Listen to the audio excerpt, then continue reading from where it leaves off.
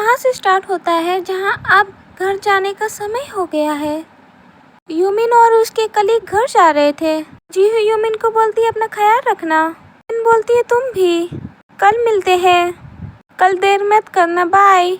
Colleague जीहू से बोलती है, जीहू क्या तुमने टाइगुन से पूछा? क्या उसने तुम्हें बताया कि पहले क्या हुआ था? जीहू बोलती है, मैंने पूछा लेकिन उसे भी नहीं पता था।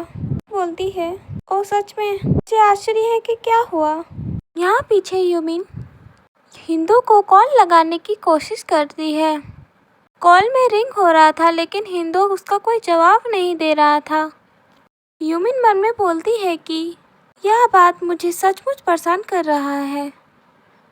उस दिन वो भागा भागा गया और अपनी एक्स गर्लफ्रेंड से लड़ाई करने लगा।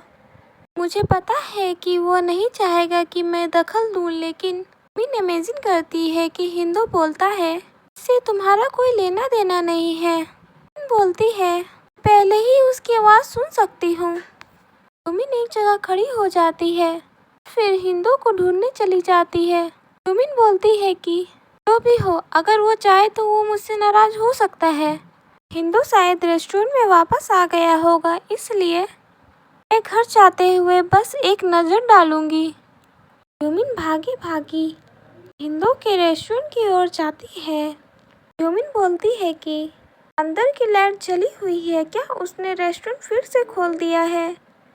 यूमिन साइड से रेस्टोरेंट को देखती है और मन में बोलती है यह अजीब है, मुझे लगा कि टाइगुन ने सारे कस्टमर के चले जाने के बाद रेस्टोरेंट बंद कर दिया था। यूमिन रेस्टोरेंट के अंदर देखती है और चौंक जाती है। रेस्टोरेंट के अंदर ही टाइगुन कोलैप्स हो गया था।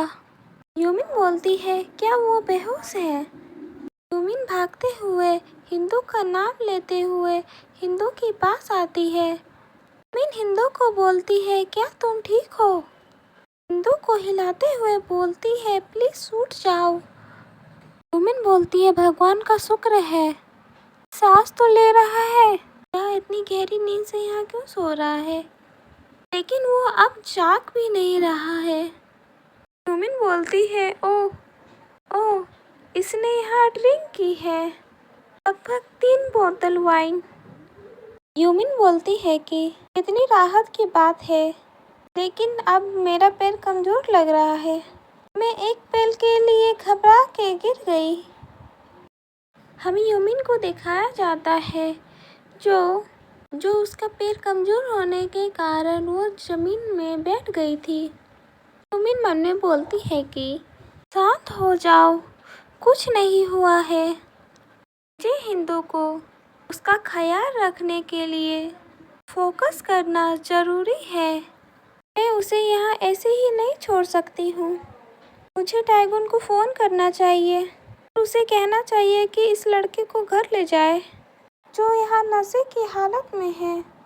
हिंदू अचानक ही उठ जाता है और वो यूमिन की ओर देखता है जहाँ यूमिन फ़ोन देख रही थी। हिंदू अपना हाथ यूमिन की ओर बढ़ाता है और उसकी टोपी उठा लेता है। ऐसा अचानक करने से यूमिन थोड़ा हैरान हो जाती है। हिंदू का हाथ दिखाया जाता है जो यूमिन के दोनों आँखों को अपने हाथों से बंद कर देता है। यूमिन ब्लश करते हुए बोलती है कि ये क्या कर रहे हो तुम हिंदू? हिंदू सूजियों का इमेजिन करते हुए यूमिन को बोलता है कि क्या अब तुम्हारा बुखार उतर गया है? हिंदू फिर अपने हाथों को यूमिन के आँखों से हटा देता है। यूमिन बोलती है क्या बकवास है, तुमने मुझे डरा दिया। तुम अभी भी नशे में हो। अगर तुम जाग रहे थे तो तुमने मुझे कुछ क्यों नहीं कहा? वो यूमिन की ओर देख रहा था। यूमिन बोलती है कि मैं सिर्फ खुद को ही दोषी ठहरा सकती हूँ। मैंने यहाँ आने का कष्ट क्यों उठाया? और हिंदू यूमिन के ही ओर देख रहा था। हिंदू पूरी तरह नशे में है। हिंदू अपने हाथ बढ़ाते हुए यूमिन के हाथों को अपने हाथों में होल्ड कर लेता है। बोलता है मैंने तुम्हें याद किया। यूमिन बोलती है ओह तुम मेरा अचानक हाथ क्यों पकड़ रहे हो।